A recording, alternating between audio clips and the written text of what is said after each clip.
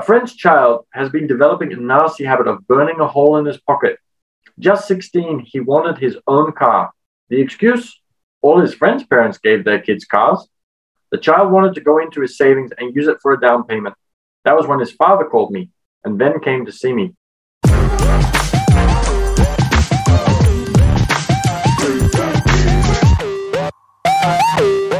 Good morning, everybody, and I hope you're having a great day. We're going to get into some reading.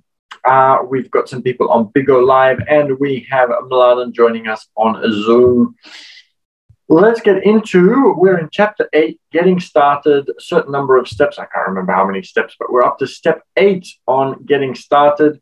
And today we're going to be talking about use assets to buy luxuries, the power of focus.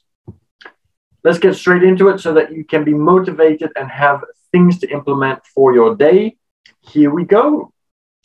A French child has been developing a nasty habit of burning a hole in his pocket. Just 16, he wanted his own car. The excuse? All his friends' parents gave their kids cars. The child wanted to go into his savings and use it for a down payment. That was when his father called me and then came to see me. Do you think I should let him do it, or should I just buy him a car? So very quickly, this happens quite a lot. We get into really bad habits financially because we might see our parents who are always spending money, and they will tell us that it's okay or that it's not okay. And so it's really important that when you're bringing up children, that you are able to really instill in them some really good financial habits to start off with, because this scenario was looking bad, but it's about to turn around. I answered, it might relieve the pressure in the short term, but what have you taught him in the long term? Can you use his desire to own a car inspire your son to learn something? Suddenly the lights went on and he hurried home. 2 months later, I ran into my friend again. Does your son have his new car? I asked. No, he doesn't. But I gave him $3,000 for the car. I told him to use my money instead of his college money. Well, that's generous of you, I said. Not really. The money came with a hitch. And here comes the brilliant part. So what was the hitch? I asked. Well, first we played your cash flow game. We then had a long discussion about the wise use of money. After that, I gave him a subscription to the Wall Street Journal and a few books on the stock market. And then what I asked? What was the catch? I told him the $3,000 was his, but he could not directly buy a car with it. He could use it to find a stockbroker and buy and sell stocks. Once he had made $6,000 with the $3,000, the money would be his for the car, and the $3,000 would go into his college fund. And what are the results? I asked.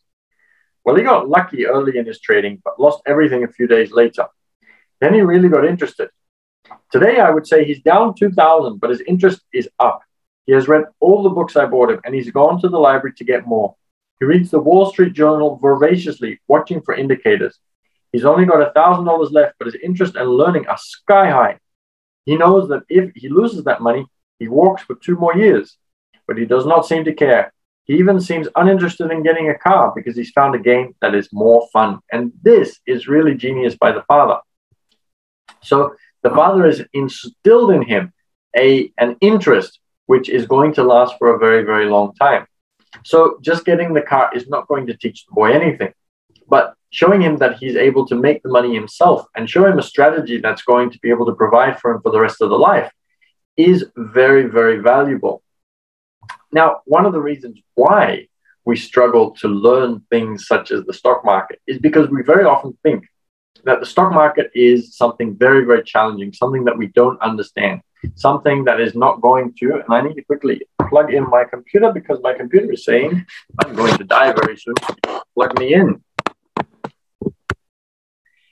So it's something that we are not too certain of.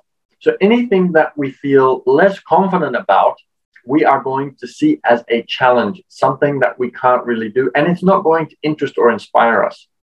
But if you start learning about a topic, if you start learning about the stock market, if you ask questions, if you can see that there is a reason, if there is like a car at the other end of this, then it becomes a lot more interesting. You start asking more questions. And as your competence level goes up, as you start to learn more about it, as you start to understand it more, you feel better about it. And so as humans, we feel that we are going to lose face if we don't understand the topic. But as we start to understand it, We feel better about it, and we're going to be much more interested than when we don't understand it at all, and we will just push it aside and say, I'm not going to show any interest to start off with. So very, very important lessons, and a great strategy by this father. What happens if he loses all the money, I asked. We'll cross that bridge when we get to it. I'd rather have him lose everything now than wait till he's our age to risk losing everything. And besides, that is the best $3,000 I've ever spent on his education. What he is learning will serve him for life. And he seems to have gained a new respect for the power of money. It was very similar to me. I was at university and I had a friend who kept saying that parties are the way to make money, parties are the way to make money. So I decided, well, when are we going to do one? And he never did. And so I said again, parties are the way, or he said, parties are the way to make money. And I was very excited. I wanted to get started on one of those because I wanted to make some money. But he never did. So eventually I ended up renting a venue, finding dancing girls, getting a liquor license, getting somebody else to do the liquor license. I think I was too young to get a liquor license. So I organized this massive party, and I spent a certain amount of money on it. And of course, I made mistakes. There were things that I could have done better. We had a turnout that was below break even. But I had to do the marketing. I had to learn how to put everything together. I had to learn how to manage people. I had to learn all of these different things. And the amount of money that I spent was less than my education. But I learned more from that 6-month period of organizing that party than I did throughout my 4 years of university education, which was basically learn the same thing. So I was able to learn in 6 months what took other people 4 years to learn. And I learned it better because I'd actually put it into practice. So don't just learn something in a non-practical way. Make sure that you also take the time to go and learn it in a very practical way. As I said earlier, if a person cannot master the power of self-discipline, it is best not to try to get rich.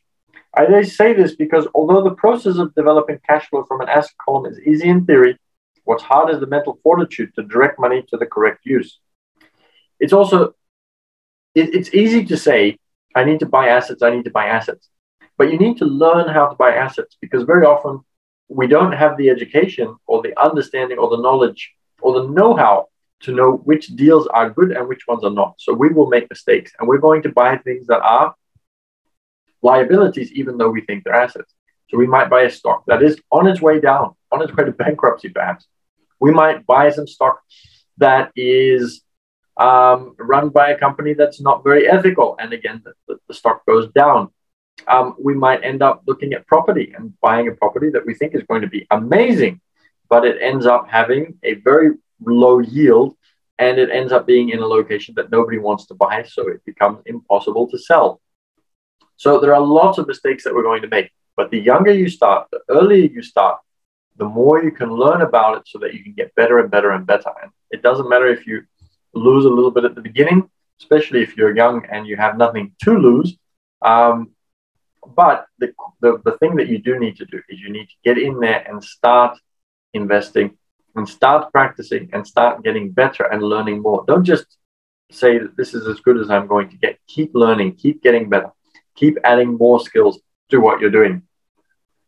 Excuse me.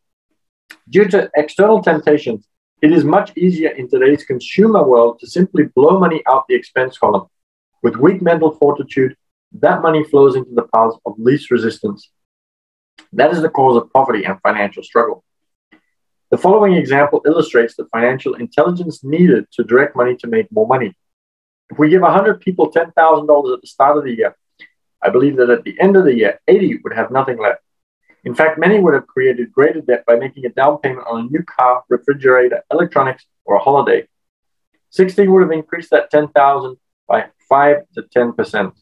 4 would have increased it to 20,000 or into the millions. We go to school to learn a profession so we can work for money. It is my opinion that it's just as important to learn how to have money work for you. I love my luxuries as much as anyone else. The difference is I don't buy them on credit. It's the keep up with the Joneses trap. When I wanted to buy a Porsche, the easy road would have been to call my banker and get a loan. Instead of choosing to focus in the liability column, I chose to focus in the asset column. And this is very smart because I can get out a loan for a car, and I can then end up paying the bank interest every single month. So I pay a portion of the car back and I pay my interest back. But if I buy a property that gives me cash flow, and that cash flow is enough to make the payment on the car, just the payment on the car without the interest, because the money is mine, I don't have to borrow it in the same way, then I am financially ahead because I don't have to take out the loan and work to get that money to come in. The money is automatically coming in. I can still have my income, whatever my other income is, look after everything else, and I don't have to increase my income for that car in that sense. So there are smarter ways and good ways of being able to get assets, and the best way of doing it is to use another asset to get this thing that you want to buy. And the other really great advantage with this is that you've created an asset that's going to keep giving you money forever and ever. So even when you've bought that asset, or when you've bought that thing, the asset is still bringing money to you every single month. So it's a really smart thing to do. We go to school to learn a profession so we can work for money. It's, in my opinion, that it's just as important to learn how to have money work for you. As a habit, I use my desire to consume to inspire and motivate my financial genius to invest. Too often today, we focus on borrowing money to get the things we want instead of focusing on creating money. One is easier in the short term, but harder in the long term. It's a bad habit that we as individuals and as a nation have gotten into. Remember, the easy road often becomes hard, and the hard road often becomes easy. The earlier you can train yourself and those you love to be masters of money, the better. Money is a powerful force. Unfortunately, people use the power of money against themselves. If your financial intelligence is low, money will run all over you. It will be smarter than you. If money is smarter than you will work for it all your life. To be the master of money, you need to be smarter than it. Then money will do as it's told. It will obey you. Instead of being a slave to it, you will be the master of it. That is financial intelligence. So make sure that you have a really strong why. Make sure that you learn about a topic that you might not be that interested in, and you will start to see that you become more interested in it. Make sure that you look for really smart strategies, such as, for example, being able to buy an asset to buy the thing that you want, and then that asset will continue to pay you for that thing that you would like to get. So let's say that you want to get theater tickets. Now, I could go to the theater 10 times if I have $1,000. It costs $100 each time. Or I can take that $1,000 and invest it. And I might only be able to go to the cinema or to the theater every couple of months because I'm starting to accumulate that money. Or I can, let's say that I'm making $10 a month from that investment. I can then accumulate that $10 and go to the cinema every 10 weeks if I'm making $10 a week. Or I can take $5 of that and use that to save towards the theater, and $5 goes back into the investment. So now my investment isn't 1,000, it's 1,005, it's 1,010, it's 1,000, etc. So that $10 becomes $12, becomes $15, becomes $20. So now I'm saving $10 towards going to the theater, and I'm putting $10 back in, which means that my investment money is increasing, which means that my return is increasing. And then very soon I might be able to get to $50 per week coming in that I am saving for the theater, which means I can go to the theater once every 2 weeks. So those are some things to have a think about. Now, as I said, I am going to have a chat to you about